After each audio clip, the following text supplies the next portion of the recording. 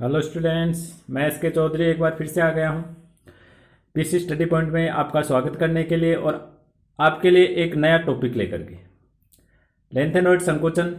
आप देख रहे होंगे, सोच रहे होंगे कि लेंथेनॉइड संकोचन तो अपन ने पिछले वीडियो में पढ़ लिया, लेकिन आप पीसी स्टडी पॉइंट पर पहले से ही जानते हैं कि आज सर ने क्या पढ़ाया है, नेक्स्ट वीडियो में क्या पढ़ाने वाले हैं। इसके लिए आप, मुझे लगता है, पहले से प्रिपेयर होके आते हैं, क्योंकि हम जब भी वीडियो खत्म करते हैं तो आपको पहले से ही इंट्रोड्यूस कर देते हैं कि नेक्स्ट वीडियो में अपन क्या पढ़ने वाले हैं, किसके बारे में स्टडी करने वाले हैं। तो उसके बारे में आप पहले से अपनी जो भी बुक है या आपके जो भी मटेरियल है उसके आप पहले ही मैटर तैयार कर सकते हैं।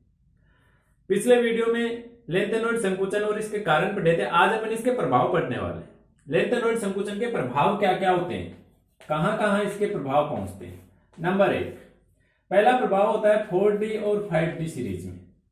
जो डी ब्लॉक तत्व है उसमें इसका प्रभाव पहुंच गया। देखिए 4D यानी सेकेंड संक्रमण तत्व सीरीज और 5D यानी थर्ड संक्रमण सीरीज, जो दूसरी और तीसरी संक्रमण श्रेणियां होती हैं उनमें इसका प्रभाव पहुंचता है। 4D और 5D सीरीज होती हैं, इनके आकार में समानता आ जाती है।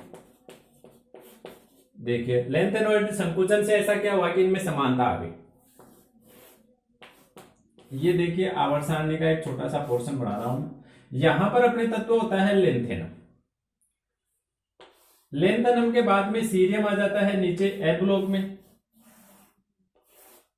सीरियम से लेकर के और ल्यूटीशियम तक यह आ गए अपने लेंथेनॉइड। ये 57 नंबर होता है।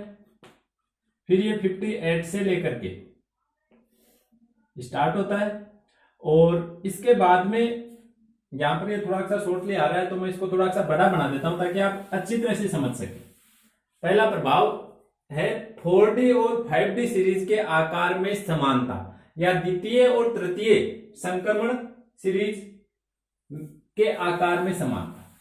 क्या समानता होती है देखिए, थोड़ा सा आवर्त सारणी बनानी पड़ेगी इसके लिए अपने को। आवर्त सारणी का मैं नीचे से थोड़ा सा पोर्शन बना रहा हूं।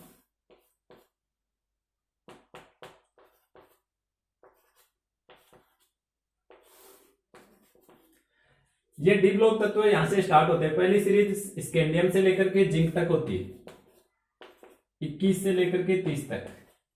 दूसरी सीरीज इट्रियम 39 से स्टार्ट होती है, 39 इट्रियम से लेकर के स्टार्ट होती है और ये होती है कैडमियम तक। 39 से लेकर के आप काउंट कर लीजिए कहां तक पहुंचेंगे, 48 तक। ये होती है 48 तक।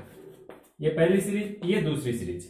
बात अपने को दूसरी और तीसरी सीरीज की ही करनी है।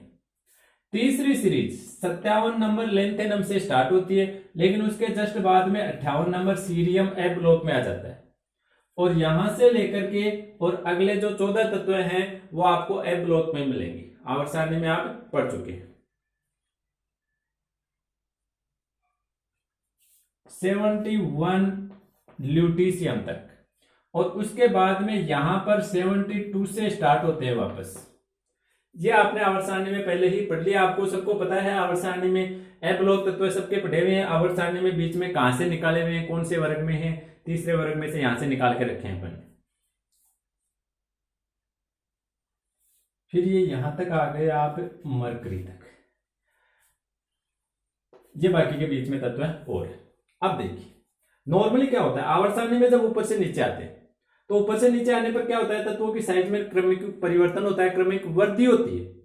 जैसे आप स्कैंडियम से इट्रियम तक आएंगे तो स्कैंडियम की तुलना में इट्रियम की साइज बहुत बड़ी होगी। इट्रियम से लेंथेनम में आएंगे तो साइज और बड़ी होनी चाहिए। लगातार परिवर्तन होता है किसी भी वर्ग में। आप जैसे पहले वर्ग में आएंगे, लिथियम से सोडियम की साइज बढ़ गई, सोडियम से पोटेशियम, पोटेशियम से रुबिडियम, साइज में लगातार वृद्धि होती है। लेकिन यहां पर ये वाली जो दोनों सीरीज है, ये 4D सीरीज 39 से लेकर के 48 तक, ध्यान रखना 39 से लेकर के 48 तक सीरीज, और 72 57 और 72 से लेकर के 80 तक, ये दो सीरीज की बात कर रहा हूं। ये दूसरी संक्रमण सीरीज है और ये तीसरी संक्रमण सीरीज है, 4D और 5D। इनकी जो साइज होती है, इनके जो आकार होते हैं, इनमें बहुत ज्यादा समानता पाई जाती है। इनके आकार में जितनी वृद्धि होनी चाहिए उतनी वृद्धि न होकर के लगभग बराबरी होती है, ज्यादा अंतर नहीं होता है। जबकि होना चाहिए इसकी तुलना में इसकी साइज बहुत ज्यादा बड़ी होनी चाहिए। जैसे स्कैंडियम से इट्रियम की साइज बहुत ज्यादा बड़ी है। लेकिन इसमें ऐसा हुआ क्या है जिसके कारण से यहां पर साइज में ज्यादा परिवर्तन नहीं हुआ और साइज बराबर ही रह गई। इसका कारण ये है, देखिए यहां से यहां आकार बढ़ गया, यहां से यहां हो गए, आकार बढ़ना चाहिए, लेकिन इन तत्वों के आकार में लगातार क्या हो रही है, कमी हो रही है। और 58 से लेकर के 71 तक जब आप जाएंगे तो लेंथेनॉइड संकुचन में कमी होते होते साइज इतनी कम हो गई है इसकी कि वापस इसकी साइज उसके बराबर ही हो गई, यानी तीसरी सीरीज की साइज है वो वापस दूसरी सीरीज के बराबर हो गई। और इसका कारण ये 14 तत्व आ गए। इन 14 तत्वों के आकार में लगातार कमी हो रही है और लगातार कमी होते होते इतनी कमी हो गई है कि तीसरी संक्रमण तत्व की सीरीज की आकार दूसरी सीरीज के लगभग बराबर हो गए। ये ध्यान में रखना आपको। पहला तो प्रभाव होता है ये सबसे महत्वपूर्ण प्रभाव यही होता है इसमें से आपको अगला कैसे भी क्वेश्चन पूछ सकता है। आप ये एटॉमिक नंबर याद रखना 39 से लेकर के 48 तक, और दूसरा याद रखना 72 से लेकर के 80 तक। ये आप नंबर ध्यान में रखने, बीच में से आपको कोई सा भी एटॉमिक नंबर का एलिमेंट दे सकता है।